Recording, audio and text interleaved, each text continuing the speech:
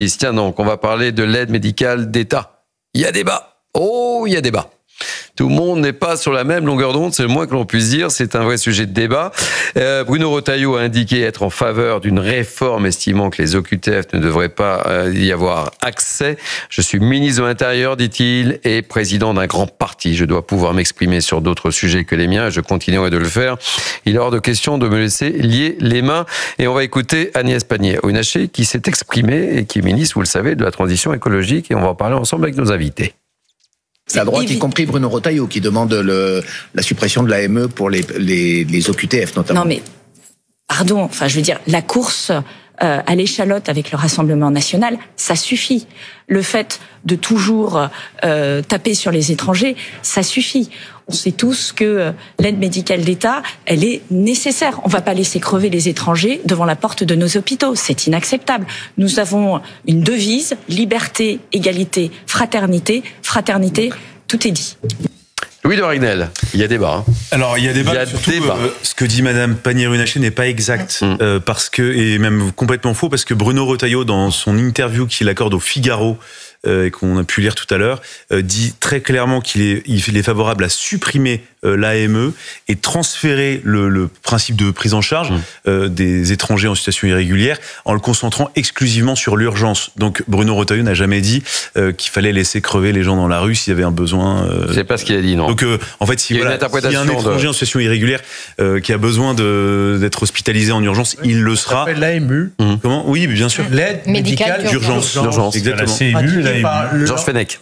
Tous les pays du monde font ça. On laisse jamais mourir quelqu'un. Mais ça montre l'ambiance au sein du gouvernement. C'est ça. Ce qu'on appelle d'ailleurs, Bruno Retailleau a cette phrase, il dit c'est un gouvernement d'utilité nationale.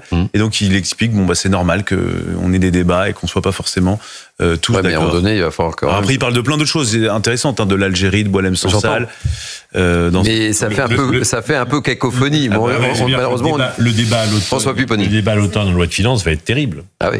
Et de toute façon, le pari de François Bayrou, c'est de dire je propose, on aura tout l'été pour essayer d'améliorer mon plan pour faire des économies. À la fin, ça passe.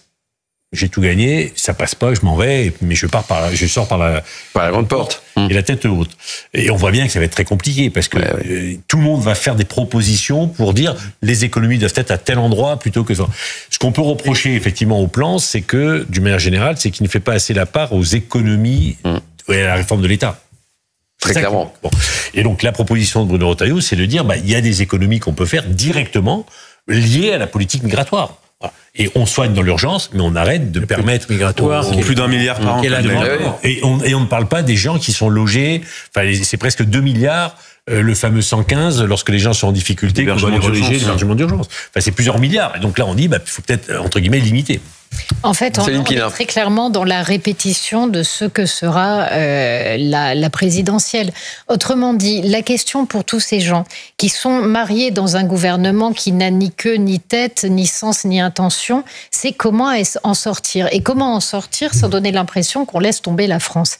Eh bien, en fait, c'est justement en mettant ces espèces d'incohérences en scène.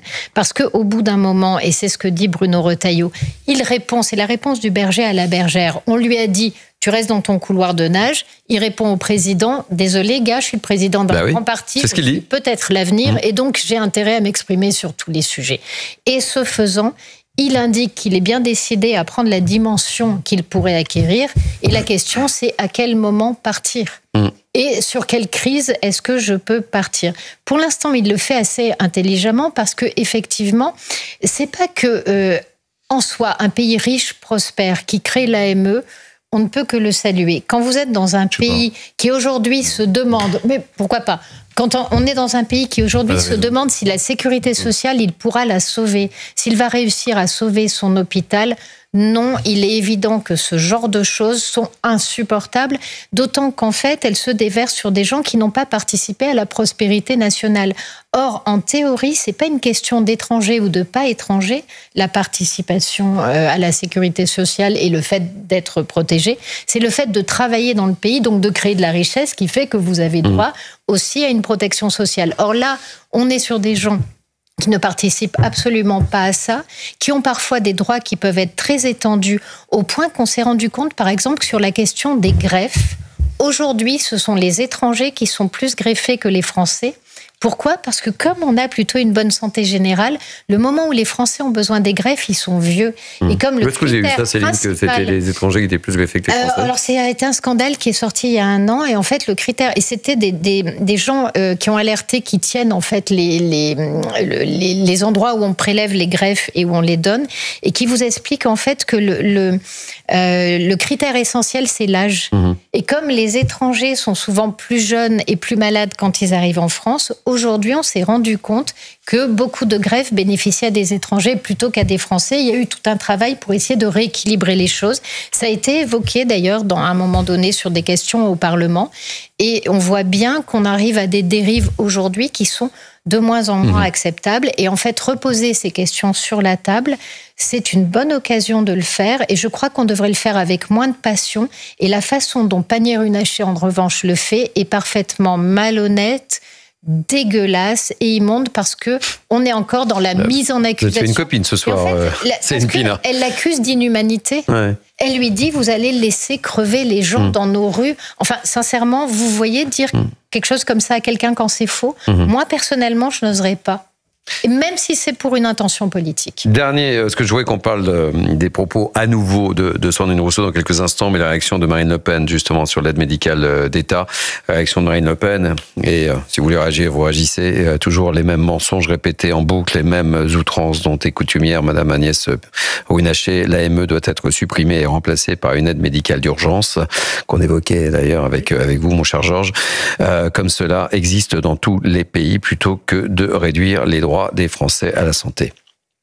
Georges Fenech? Oui. Voilà.